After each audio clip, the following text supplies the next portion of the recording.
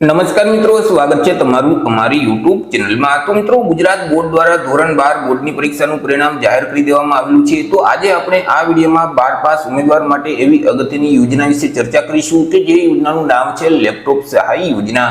આ યોજના અંતર્ગત વિદ્યાર્થીઓએ લેપટોપની ખરીદી કરવી હોય તો ₹25,000ની મર્યાદામાં સહાય આપવામાં આવે છે। યોજના વિશે તમામ માહિતી એક જ વિડીયોમાં મેળવી લેશું, પરંતુ તે પહેલા વિડીયો ગમે તો લાઈક અને શેર કરી દેજો। ચેનલમાં નવા હોય તો ચેનલને સબસ્ક્રાઇબ કરી દેજો। તો ચાલો મિત્રો, વિડીયોની શરૂઆત કરીએ।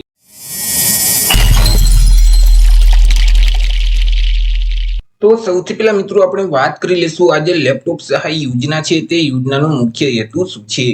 તો કે મિત્રો, ગુજરાત રાજ્યમાં રહેતા જે શ્રમયોગીના બાળકો છે તે બાળકોને પ્રોત્સાહન મળી રહે અને શિક્ષણ પાછળ આર્થિક બોજ ઘટે તે હેતુથી ગુજરાત સરકારનું જે ગુજરાત શ્રમયોગી કલ્યાણ બોર્ડ છે તેના દ્વારા લેપટોપ સહાય યોજના અમલમાં મૂકવામાં આવેલી છે કે જે યોજના અંતર્ગત વિદ્યાર્થીઓને લેપટોપની ખરીદી માટે સહાય આપવામાં આવે છે। વાત કરી લઈએ યોજનાના લાભ વિશે કે આ યોજનાનો લાભ છે તે કયા કયા વિદ્યાર્થીઓ મેળવી શકશે। તો કે યોજનાનો લાભ છે તે રાજ્યના કોઈ પણ વર્ગના વિદ્યાર્થીઓ મેળવી શકશે કે જે વિદ્યાર્થીઓ શ્રમયોગીના બાળકો છે તે તમામ બાળકો આ યોજનાનો લાભ છે તે મેળવી શકે છે। પછી તે કોઈ પણ વર્ગના બાળકો હોય, SC category, ST category, OBC, EWS કે જનરલ, પરંતુ તે બાળકો છે તે શ્રમયોગીના બાળકો હશે તો જ આ યોજનાનો લાભ મળવા પાત્ર થશે। મિત્રો, અહીં યોજના અંતર્ગત વિદ્યાર્થીઓએ કોઈ પણ સરકાર માન્ય બોર્ડ છે તો તેમાંથી ધોરણ 12 ની પરીક્ષા છે તે પાસ કરેલી હોવી જોઈએ અને તે ધોરણ 12 ની પરીક્ષામાં ઓછામાં ઓછા 70% કે તેના કરતા વધારે ટકાવારી મેળવેલ હોવી જોઈએ। તે સિવાય વિદ્યાર્થીઓએ આગળના અભ્યાસ માટે પ્રોફેશનલ અથવા તો ડિઝાઇનિંગનો જે કોર્સ છે તેમાં પ્રવેશ મેળવેલ હોવો જોઈએ તો જ આ યોજનાનો લાભ તેઓ મેળવી શકશે। જે વર્ષમાં ધોરણ 12 બોર્ડની પરીક્ષા પાસ કરેલ છે તે જ વર્ષમાં લેપટોપની ખુલ્લા બજારમાંથી ખરીદી કરી લેવાની રહેશે અને લેપટોપની ખરીદી કર્યા પછી 6 મહિનાની અંદર આ યોજનાનો લાભ મેળવવા માટે વિદ્યાર્થીઓએ ઓનલાઈન અરજી કરવાની રહેશે। મિત્રો, અહીં લેપટોપની ખરીદી છે તે વિદ્યાર્થીઓએ પોતે પોતાના નામે જ કરવાની રહેશે। જો અન્ય કોઈ પણના નામે વિદ્યાર્થીઓએ લેપટોપની ખરીદી કરેલ હશે તો યોજનાનો લાભ નહીં આપવામાં આવે।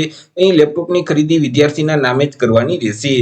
ધોરણ 12 પછી વિદ્યાર્થીઓએ વિદેશમાં જો પ્રવેશ મેળવેલ હશે તો આ યોજનાનો લાભ તેઓને મળવાપાત્ર થતો નથી। તે સિવાય વિદ્યાર્થીઓના જે વાલી છે તેઓ કોઈ પણ કારખાનામાં અથવા તો સંસ્થામાં કામ કરતા હોવા જોઈએ તો જ તેઓને આ યોજનાનો લાભ મળવાપાત્ર થશે, કારણ કે યોજના છે તે ગુજરાત સરકારનું શ્રમયોગી કલ્યાણ બોર્ડ છે તેના દ્વારા અમલમાં મૂકવામાં આવેલી છે, જેથી કરી વિદ્યાર્થીના વાલીઓ છે તે કોઈ પણ કારખાનામાં કામે જતા હોવા જોઈએ અથવા તો કોઈ પણ સંસ્થામાં કામ કરતા હોવા જોઈએ અને તેઓ છેલ્લા 1 વર્ષથી લેબર વેલફેર ફંડ છે તે સંસ્થા ખાતે ભરતા હોવા જોઈએ તો જ યોજનાનો લાભ તેઓને મળવાપાત્ર થશે। સહાય વિશે વાત કરીએ કે યોજના અંતર્ગત કેટલી સહાય આપવામાં આવે છે।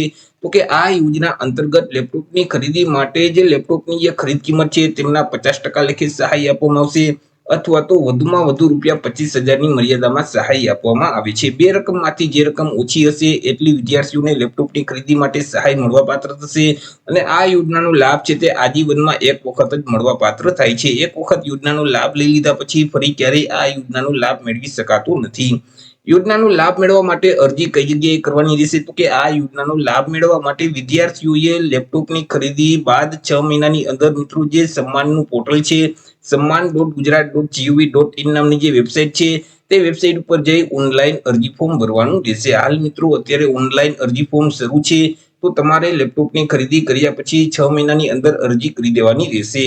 ડોક્યુમેન્ટ વિશે વાત કરીએ કે કયા કયા ડોક્યુમેન્ટની જરૂર પડશે? તો કે અહીં આધાર કાર્ડની નકલ છે, ધોરણ 12 પાસની માર્કશીટની નકલ છે, તમે આગળ પ્રોફેશનલ કોર્સમાં પ્રવેશ લીધેલ છે તે અંગેનું પ્રમાણપત્ર છે, તમે જે પ્રવેશ મેળવેલ છે તેમાં જે ફી ભરેલ છે તે તમામ ફીની રસીદની કોપીની જરૂર પડશે, બેંક પાસબુકના પ્રથમ પાનાની નકલ અથવા તો રદ કરેલ ચેક છે, તમે જે લેપટોપની ખરીદી કરેલ છે તે અંગેનું જીએસટી નંબરવાળું પાકું બિલની જરૂર પડશે અને લેબર વેલફેર ફંડ જે ભરેલ છે તે ફંડ ભર્યાની રસીદની કોપી આપવાની રહેશે। તો મિત્રો તમારે આટલા ડોક્યુમેન્ટ અરજી ફોર્મ ભરતી વખતે અપલોડ કરવાના થશે। તો આવી રીતે મિત્રો ધોરણ 12 પાસના વિદ્યાર્થીઓ માટે અગત્યની યોજના કહી શકાય લેપટોપ સહાય યોજના કે જે યોજના અંતર્ગત લેપટોપની ખરીદી માટે સહાય આપવામાં આવે છે। તો આશા રાખું છું વિડીયો પસંદ પડ્યો હશે। વિડીયો પસંદ પડ્યો તો લાઈક અને શેર કરી દેજો। ચેનલમાં નવા હોય તો ચેનલને સબસ્ક્રાઇબ કરી દેજો। ફરી મળીશું એક નવા ટોપિક સાથે એક નવા વિડીયોમાં। ત્યાં સુધી જય હિન્દ, વંદે માતરમ।